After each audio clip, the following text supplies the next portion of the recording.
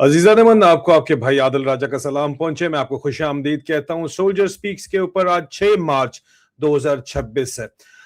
अजीजा नमन, आज हम एक बहुत ही सेंसेशनल और कंट्रोवर्शियल एनालिसिस डिस्कस करने जा रहे हैं जो इंडियन आर्मी के infantry combat veteran major Samar Pal Toor ने पब्लिश किया है अपनी प्रोफाइल के ऊपर। आप उनको एक्स के ऊपर देख सकते हैं, ये उनका प्रोफाइल है, आप देख सकते इसके ऊपर उन्होंने इसको पब्लिश भी किया है। और अब मेजर समर पाल तूर का ये क्लेम है कि ईरान के खिलाफ जो करंट वॉर चल रही है उसके पीछे एक मल्टी फ्रंट रजीम कोलैप्स ब्लूप्रिंट तैयार किया गया है, ये उनका कहना है।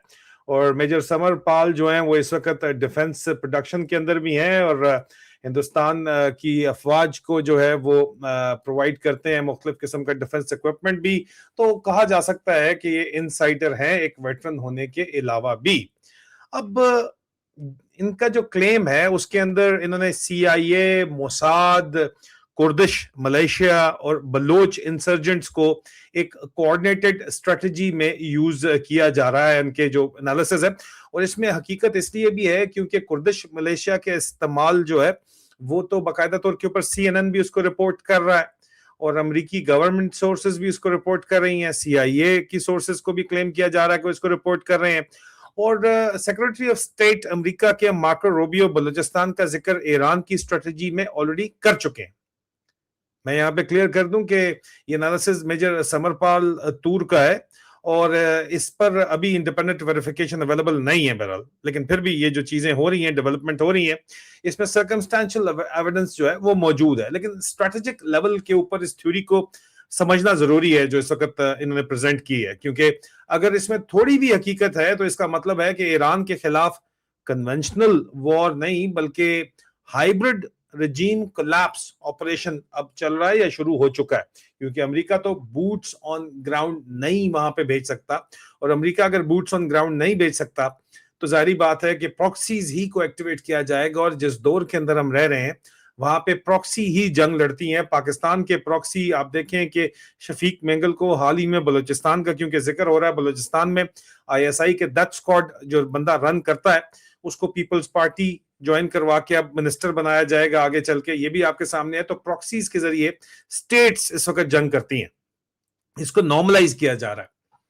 तो यहां पे इस सिनेरियो के अंदर जो ईरान कोलैप्स का ब्लूप्रिंट इन्होंने प्रेजेंट किया है उसमें जो पहला सेगमेंट है वो है कि पिंसर स्ट्रेटजी ईरान के खिलाफ।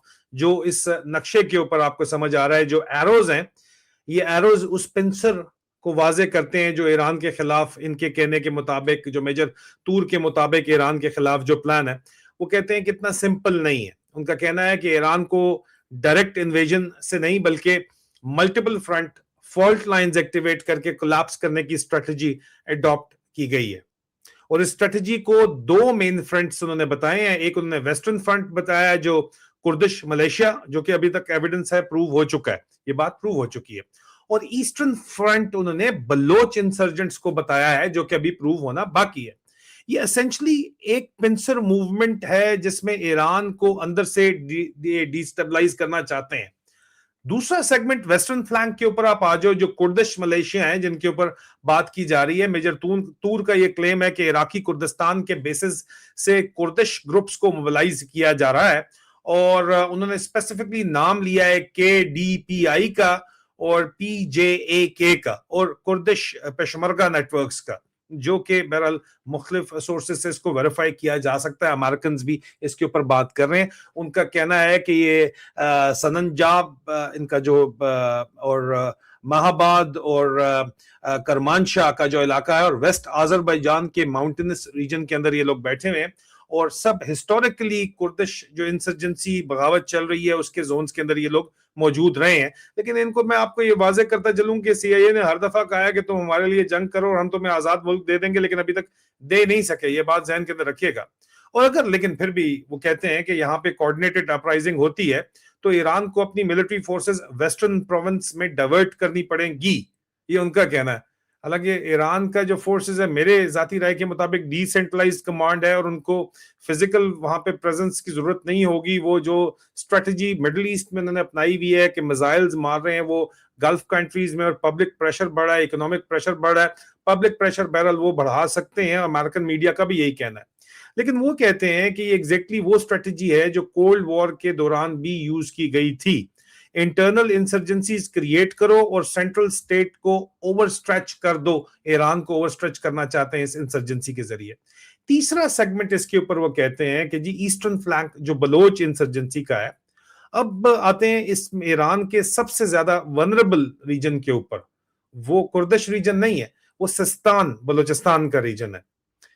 मेजर तूर का ये क्लेम है कि वहां पे जैश उल अदल नामी जो तंजीम है जो पाकिस्तान से ऑपरेट कर रही है, ईरान इसके ऊपर बहुत दफा बात भी कर चुका है, और कुछ बलोच मिलिटेंट नेटवर्क्स ईरान के ईस्टर्न बॉर्डर पर ईरानियन रिपब्लिकन गार्ड कोर को ऑलरेडी चैलेंज कर रहे हैं यहाँ पे।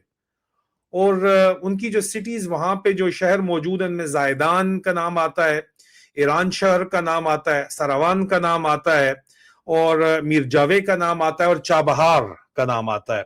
और ये रीजन हिस्टोरिकली ईरान का वीकेस्ट सिक्योरिटी जोन रहे हैं। और अगर यहां अपराइजिंग होती है और सिस्तान के इसके साथ साथ सिस्तान बलूचिस्तान के साथ कुर्दिश रीजन में भी फ्रंट एक्टिवेट हो जाता है, जो कि इस वक्त सीआईए करने की कोशिश कर रही है, और इसीलिए सीआईए के स्टेशंस को हिट किया गया दुबई के अंदर भी और सऊदीया के अंदर भी।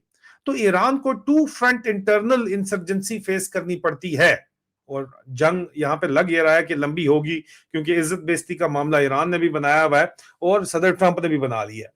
तो फिर पॉसिबल रोल यहां पे इंटेलिजेंस एजेंसीज का क्या हो सकता है, बहुत ज्यादा इंपॉर्टेंट है। सबसे बड़ा इंटरेस्टिंग और कंट्रोवर्शियल पार्ट भी यही है इस एनालिसिस का। अगर ऐसी स्ट्रेटजी एग्जिस्ट करती है जिसके ऊपर खबरें आ रही हैं कि हाँ कर रही है, तो इसमें इंटेलिजेंस एजेंसीज का इनएविटेबल रोल है। अब मेजर तूर इनडायरेक्टली सीआईए और मोसाद का जिक्र तो कर रहे हैं, लेकिन रीजनल इंटेलिजेंस इक्वेशन इससे ज्यादा कॉम्प्लेक्स है भाई। इस कॉन्फ्लिक्ट में थियोरेटिकली मल्टीपल एजेंसीज का इंटरेस्ट हो सकता है। सीआईए का तो है, ठीक है, जो रजीम प्रेशर क्रिएट करना चाहती है ताकि जिसमें वो हिस्टोरिकली इन्वॉल्व भी रही है, एविडेंस भी इसका मौजूद है। मोसाद के नेटवर्क तेहरान के अंदर भी मौजूद हैं, ईरान के अंदर मौजूद हैं। ईरानियन न्यूक्लियर प्रोग्राम और सिक्योरिटी ऑपरेटर्स को कई दहाइयों से टारगेट कर रही है, एविडेंस मौजूद है। लेकिन किरदार यहाँ पे आईएसआई का जो आता है, जो पाकिस्तान की एजेंसी है और बलूचिस्तान और ईरान बॉर्डर के डायनामिक्स में सेंट्रल एक्टर है यहाँ पे, उसका भी किरदार तो होगा। आईएसआई की मर्जी के बगैर ये काम नहीं किया जा सकता। और दूसरी तरफ आरएनएडब्ल्यू रा है जी, इंडिया की जो है, इंडिया की एजेंसी ईरान के चाबहार पोर्ट में रीजनल इन्फ्लुएंस में जो है वो स्टेक रखती है। कुलभूषण जाधव को वहीं से पकड़ा गया था, अगर आपको याद हो तो, इंडियन रॉ एजेंट, ठीक है जी। और अगर कोई कोवर्ट स्ट्रेटजी, खुफिया प्लान है जो चल रही है, तो फिर ये मल्टी लेयर्ड इंटेलिजेंस कंपटीशन भी बन सकता है। इस वक्त तक तो कोऑपरेशन है, क्योंकि ये चारों एजेंसियां सीआईए, मोसाद, आईएसआई और आरएनएडब्ल्यू, ये काम किसके अंडर करती है? ये ओवरऑल इस वक्त जो अम्ब्रेला है वो अमेरिकन अम्ब्रेला के अंडर काम कर रही है। लेकिन यहां पर इनकी आपस की दुश्मनियां भी मौजूद हैं, खासतौर के ऊपर रॉ और आईएसआई की। तो यहां पे ये मामला इतना स्मूथ चलने वाला लगता नहीं है कि ये चल पाएगा। और आईएसआई का पूरा कंट्रोल बलूचिस्तान में नहीं है, और ना ही रॉ का पूरा कंट्रोल बलूचिस्तान में, ना ही मोसाद का है, और ना ही सीआईए का है, और इवन कुर्दिस्तान, कुर्दिश एरियाज के अंदर भी कंप्लीट कंट्रोल नहीं है। वो लोग भी बहुत ज्यादा, उनका दिल दुखा हुआ है, वो कहते हैं कि हमसे वादा करते हैं, पूरा नहीं करते। लेकिन यहाँ पे पाकिस्तान का जो स्ट्रेटेजिक डिलेमा है, अगर उसके ऊपर बात करें, तो मेजर तूर का ये इंटरेस्टिंग पॉइंट ये भी है कि पाकिस्तान को डेलिबरेटली रिजर्व पोजीशन में रखा गया है। मतलब पाकिस्तान इस पूरे प्लान का हिस्सा है। क्यों? क्योंकि अगर पाकिस्तान ओपनली ईरान कॉन्फ्लिक्ट में एंटर करता है तो अफगानिस्तान का शिया हजारा ग्रुप रिएक्ट कर सकता है, पाकिस्तान के अंदर भी शिया ग्रुप्स जो है वो एक्टिवेट कर सकते हैं, और फिर पाकिस्तान को वेस्टर्न बॉर्डर पर एक इंसर्जेंसी फेस करनी पड़ती है। जो कि वो ऑलरेडी फेस कर रहे हैं, लेकिन वो मजीद इंटेंस हो जाती है। इसमें इस वक्त पाकिस्तानी फोर्सेस जो हैं वो अफगानिस्तान को और अफगान तालिबान को और टीटीपी को सुन्नी कह के, और ट्रेडिशनली उनका इस्तेमाल भी इसी सिलसिले के अंदर हुआ है। शिया ट्राइब्स को एफसी के अंदर खास तौर के ऊपर, मिसाल के तौर के ऊपर बटनी ट्राइब है एफसी के अंदर, उसको इस्तेमाल किया जाता है टीटीपी के अगेंस्ट और टीटीए के अगेंस्ट कि जनाब ये सुन्नी है, तुम लोगों के खिलाफ है। शिया सुन्नी का वो इस्तेमाल करते हैं, लेकिन फिर ये इस्तेमाल करना इस तरह के ट्राइब्स का मुमकिन नहीं रहेगा, ये मजीद इंटेंस हो जाएगी। इसलिए थ्योरी ये कहती है इनकी मेजर तूर की कि पाकिस्तान डायरेक्ट इन्वॉल्वमेंट से बचकर लॉजिस्टिक्स या न्यूट्रलिटी का रोल प्ले कर सकता है और कहता है ठीक है कर लो, आपने खुला है, आपके लिए ओपन यहाँ पे रन है, कर लो, हमें ना छेड़ो। मतलब सीआईए, मुसाद और आरएनएडब्ल्यू भी फिर ऑपरेट कर सकती है यहाँ पे आईएसआई की मर्जी से। जरूरत इजाद की माँ है और यहाँ पे डॉलर की खातर कुछ भी हो सकता है, लेकिन यहाँ पे रियलिटी चेक बहुत जरूरी है। सबसे इंपॉर्टेंट सवाल यहाँ पे क्या है कि क्या ये ब्लूप्रिंट रियलिस्टिकली पॉसिबल है? हिस्ट्री ये बताती है कि एथनिक फ्रेगमेंटेशन बहुत ज्यादा एक्सट्रीमली रिस्की होती है भाई। आप इराक में आपने ये देखा है, सीरिया में देखा, लिबिया में देखा, ये सब एग्जाम्पल हैं जहां रजीम कोलैप्स के बाद स्टेट फ्रेगमेंटेशन हुई है। मतलब स्टेट की फ्रेगमेंटेशन कहां पे हो सकती है? ईरान भी एक मल्टी एथनिक जो है वो मुल्क है और पाकिस्तान भी मल्टी एथनिक मुल्क है। ईरान में पर्शियन, कुर्द्स, बलोच, आजरीज, अरब्स हैं, और पाकिस्तान में बलोची, पठान, पंजाबी, सिंधी, उसके अलावा गिलगित बल्तिस्तानी, कश्मीरी, मुख्तलिफ एथनिक डिवाइड भी है और सेक्टेरियन डिवाइड भी है। ईरान में वो नहीं है। तो अगर इंटरनल कॉन्फ्लिक्ट इग्नाइट होता है तो रीजन लॉन्ग टर्म केओस में भी जाएगा, लेकिन शायद यही इरादा है कि पाकिस्तान को इसी तरीके से तोड़ा जाए। एंड फिर ये भी ध्यान में रखिए कि यहां पे चाइना और रशिया फैक्टर भी मौजूद है। मेजर तूर का एनालिसिस ये ज्यूम करता है कि चाइना और रशिया इंटरवीन नहीं करेंगे, लेकिन ये इजम्पशन क्वेश्चनेबल है मेजर साहब। ईरान चाइना का एनर्जी कॉरिडोर स्ट्रेटजी का पार्ट है और रशिया के लिए भी Iran middle east security equation में इंपॉर्टेंट पार्टनर है। और अगर ईरान कोलैप्स होता है तो इंटायर यूरोएशियन बैलेंस शिफ्ट हो सकता है। इसलिए चाइना और रशिया तो इन्वॉल्व होगा ही होगा। आपने क्या समझा हुआ, क्यों नहीं होगा? आपके ख्याल में ईरान की रेजिस्टेंस अभी तक क्यों खड़ी हुई है? इस चीज को आप रूल आउट नहीं कर सकते। और दोनों ममालिक का डायरेक्टली और इनडायरेक्टली इंडिया के ऊपर भी इन्फ्लुएंस है।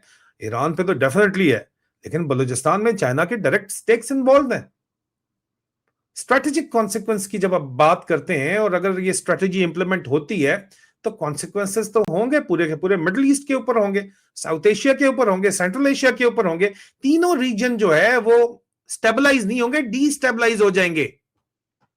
और सबसे बड़ा रिस्क ये है कि प्रॉक्सी वॉर जो है वो ग्रेट पावर कन्फ्रंटेशन के अंदर बदल सकती है।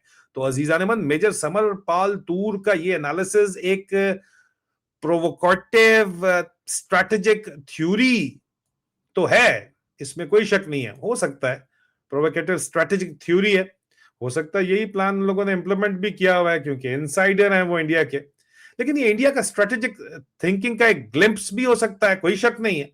जहां ईरान को इंटरनल फॉल्ट लाइंस के थ्रू वीकन करने का कॉन्सेप्ट डिस्कस किया जा रहा है, क्योंकि इसराइल के साथ एक नया अलायंस, नया तो अलायंस नहीं है लेकिन ईरान के मुकाबले में नया अलायंस है जो खड़ा किया जा रहा है, जिसकी वजह से पीएम मोदी बहुत ज्यादा प्रेशर के अंदर भी है।